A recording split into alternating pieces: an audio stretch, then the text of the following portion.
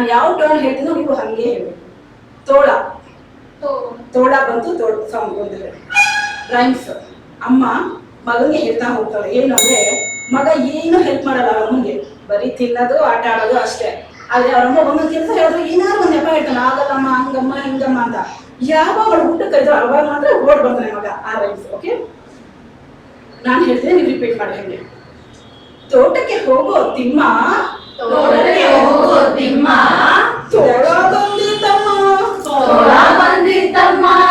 ಹಸು ಮೇಯ್ಸೋ ತಿಮ್ಮ, ಹಸು ಮೇಯ್ಸೋ ತಿಮ್ಮ, ಹಸು ಹಾದಿತಮ್ಮ, ಹಸು ಹಾದಿತಮ್ಮ.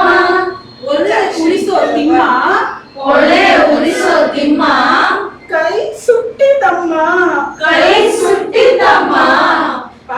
ಪಾಠ ಓದೋ ತಿಮ್ಮ, ಪಾಠ ಓದೋ ತಿಮ್ಮ, ಬಳಪ ಇಲ್ಲ ಅಮ್ಮ, ಬಳಪ ಇಲ್ಲ ಅಮ್ಮ. ನೀರು ಸೇದೋ ತಿಮ್ಮ, ನೀರು ಸೇದೋ ತಿಮ್ಮ, ಕೈ ನೋವು ಅಮ್ಮ, ಕೈ ನೋವು ಅಮ್ಮ. ಹೂ ಕೀಳೋ ತಿಮ್ಮ, ಹೂ ಕೀಳೋ ತಿಮ್ಮ, ಹಾವು ಬಂದಿತಮ್ಮ, ಹಾವು ಬಂದಿತಮ್ಮ.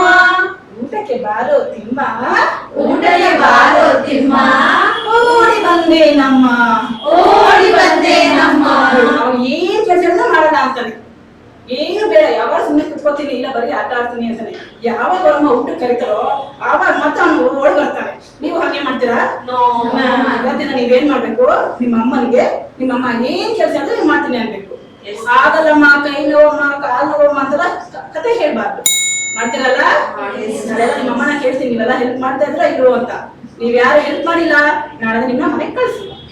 ಎಲ್ರು ಇಷ್ಟ ಆಯ್ತಾ ಈ ರೈಮ್ಸ್?